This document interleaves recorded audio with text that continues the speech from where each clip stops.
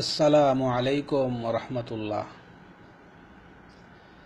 নাহমাদুহু ওয়া নুসাল্লি আলা রাসূলিহিল কারীম, আম্মা বাদ।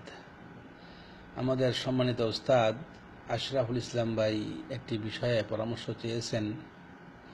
বলেছেন আপনার সাথেই থাকে এক ভাই যিনি হস্তমৈথুনে আসক্ত। তাই ওই ভাই জানতে চেয়েছেন, পরামর্শ চেয়েছেন যে তিনি কি করে সেই অপকর্ম থেকে বাঁচতে পারেন। আল্লাহ পাক ওই ভাইকে রক্ষা করুন এবং উত্তম বিনিময় দান করুন।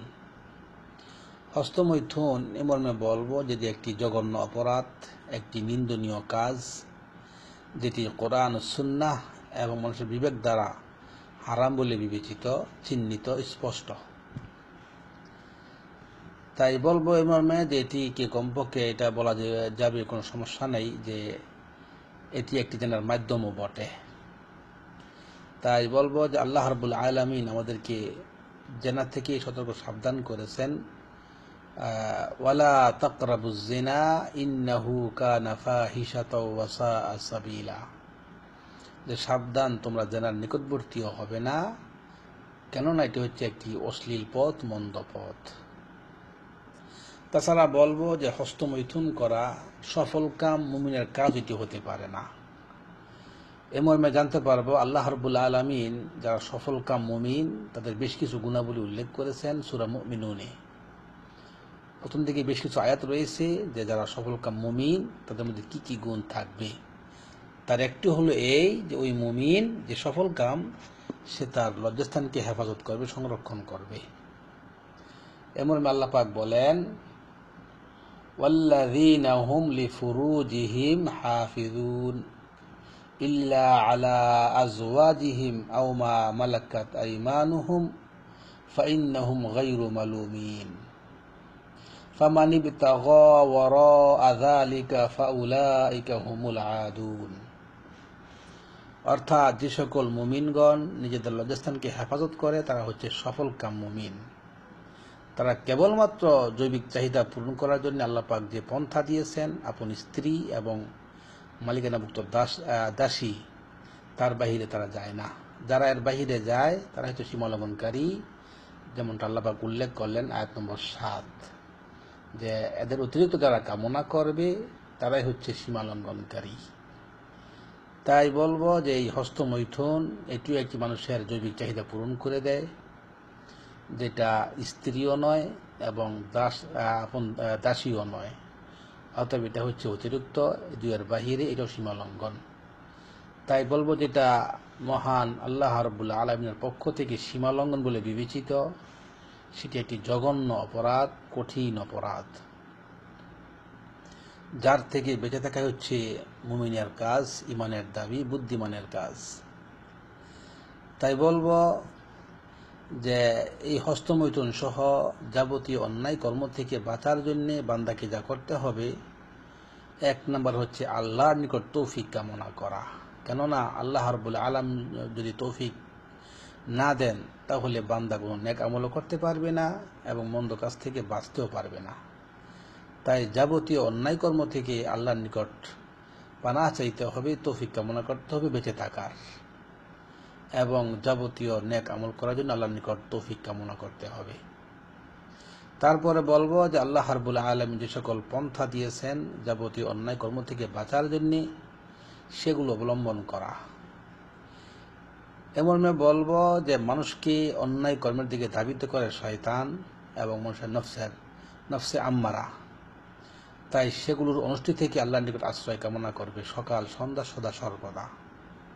তারপরে বলবো যে মন্দ কর্ম থেকে বাঁচার জন্য সবচেয়ে বড় হাতিয়ার হলো 5 ওয়াক্ত নামাজ। এ মর্মে আল্লাহ রাব্বুল আলামিন ওয়াদা করেছেন, ইন্নাস সালাতা তানহা আনিল ফাহশাই ওয়াল মুনকার, যে নিশ্চয়ই নামাজ যাবতীয় মন্দ কর্ম থেকে বান্দাকে বিরত রাখে। তাই 5 ওয়াক্ত নামাজের হেফাজত করতে হবে যথাযথ নিয়মে, যথা সময়ে। তবেই আশা করা যায় ইনশাআল্লাহ তার নামাজ আল্লাহর ফজলে তাকে যাবতীয় মন্দ কর্ম থেকে রক্ষা করবে। তারপরে বলবো যে এই জেনার যে সকল শাস্তির কথা এসেছে কোরআন ও সহিহ সুন্নাতে, এমন বই সংগ্রহ করে সেগুলো স্মরণ করবে, সেগুলি পড়বে, যে জেনাকারীর কি শাস্তি রয়েছে। যেমন একটি কথা আমি বলি যে আল্লাহর রাসূল সাল্লাল্লাহু আলাইহি ওয়াসাল্লাম মেরাজে গিয়ে দেখলেন যে একটি আগুনের বড় গর্ত, যার ভিতরে প্রশস্ত এবং উপরের দিকে সরু চিকুন। উদাহরণস্বরূপ বলা যেতে পারে যে আমাদের বর্তমান দুনিয়ায় যে রুটি বানানো হয়, ফরন তন্দুর রুটি যেখানে বানানো হয় ওই রকম আর কি, ভিতরে বড় উপরের মুখটা ছোট। তো এরকম গর্তের মধ্য হতে পুরুষ এবং মহিলা উলঙ্গ অবস্থায় আগুনের ফুলকির সাথে উপরে উঠে আসছে, আবার নিচে নেমে যাচ্ছে। আল্লাহর রাসূল সাল্লাল্লাহু আলাইহি সাল্লাম জিজ্ঞেস করলেন, এই মর্মে বলা হলো যে এরা হচ্ছে জেনাকারী। এই হচ্ছে কঠিন শাস্তি, কঠিন শাস্তি। আসলে এটি কেবল শুনলে যথেষ্ট হবে না, এটাকে অনুভূতিতে নিয়ে আসতে হবে যে একটি আগুনের বড় গর্ত, সেখানে যদি কাউকে জ্বালানো হয় তার কি অবস্থা হবে। তো এই হলো কথা যে জেনার যে শাস্তি রয়েছে সেগুলো স্মরণ করা, যাতে করে অন্তরে ভয় পয়দা হয়। এবং তারপরে বলবো যে যে যদি কামবাপ এরকম বেশি থাকে, যৌন ক্ষমতা, এবং সেক্ষেত্রে বিবাহ করার সামর্থ্য না হয় অথবা প্রবাসে থাকে, স্ত্রীর পাশে নেই, তাহলে তার জন্য আরেকটা মাধ্যম হলো রোজা রাখা।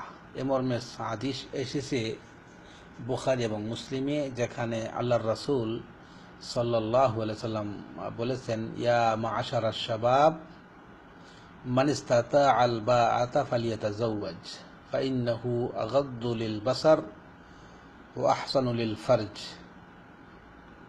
ওয়া মান লাম ইস্তাতি' ফাআলাইহি বিস-সাওম ফাইন্না লাহু বিজা। অর্থাৎ, হে যুবকের দল, তোমরা যদি সামর্থ্যবান হও তাহলে বিবাহ করে নাও, কেননা বিবাহ হচ্ছে দৃষ্টিকে নত করে দেয় এবং তোমার লজ্জাস্থানের হেফাজত করে। আর যে ব্যক্তি সামর্থ্যবান নয় সেজন্য রোজা রাখে, যেটা তার কামবাপকে দমন করে রাখবে। এই হলো কয়েকটি মাধ্যম, যেগুলো অবলম্বন করলে ইনশাআল্লাহ আল্লাহ পাকের ফজলে সেই অপকর্ম থেকে বাঁচতে পারবে ইনশাআল্লাহ। জাযাকাল্লাহু খাইরান।